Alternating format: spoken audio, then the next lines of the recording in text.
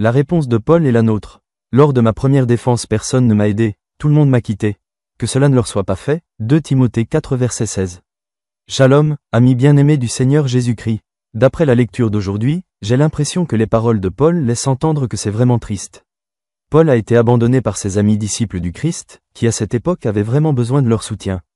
Quelle a été la réponse de Paul à leur égard? En fait, ils méritaient la colère de Paul. Cependant, il s'est avéré que Paul n'était pas en colère. Il a en fait dit, « J'espère qu'on ne leur imposera pas cela ». L'objectif de la vie de Paul était de plaire à Dieu. Quoi que les gens autour de lui fassent à Paul, il voulait toujours être une bénédiction. Ce qu'il désire, Dieu le satisfait. J'invite Monsieur Christian Suarto d'Internet Solutions, un seul, à accompagner la belle famille de l'époque, Kessia, Batra Kassi pour transmettre les éloges suivants. Je veux vivre selon la volonté de Dieu, je veux donner tout ce que je peux donner. Je veux l'aimer plus que tout. Je ne peux pas rembourser son amour. Il est important pour nous de comprendre la différence entre les torts personnels que nous devons volontairement pardonner et les attaques délibérées contre l'évangile du Christ, des erreurs que Dieu jugera. Paul a écrit avec respect à propos d'un ennemi de l'évangile, Alexandre, le chaudronnier, qui avait fait beaucoup de mal à Paul.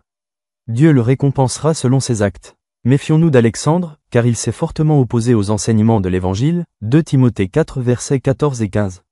Le crime d'Alexandre contre Paul n'était pas dirigé contre Paul personnellement, mais contre sa prédication. Et maintenant, il s'oppose à la prédication de l'évangile par Timothée.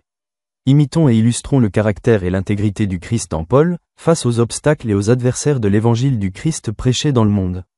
Seigneur, aide-nous à être gentils comme Paul par la puissance et la grâce de ton Saint-Esprit. Amen.